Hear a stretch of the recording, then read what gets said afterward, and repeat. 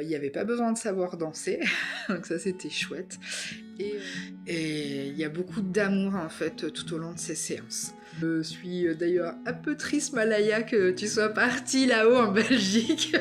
Je me suis sentie très très sereine, très apaisée, très sereine, très apaisée à la fin de la séance.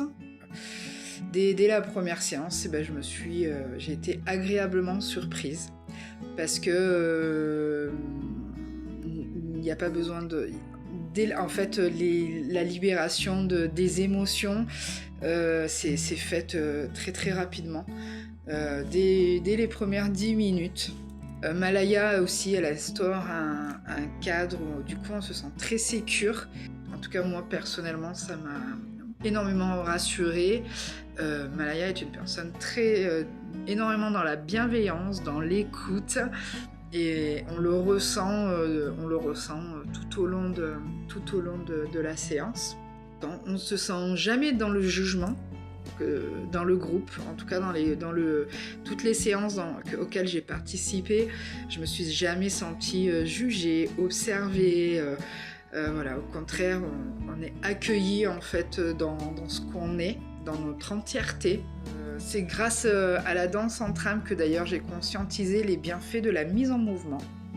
Je ne pensais pas en fin de compte que la mise en mouvement de notre corps permettait autant à libérer des émotions.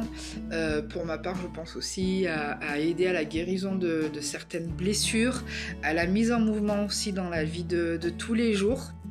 Avant la première séance, j'étais j'avoue, très sceptique. Je ne connaissais pas du tout.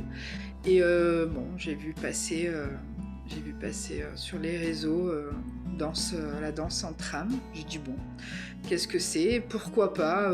Allons voir. Voilà. Et la danse libre, la danse en trame, je vous dirais il faut le vivre. En tout cas, moi, ça m'a apporté énormément de bienfaits. Voilà, l'essayer, c'est l'adopter.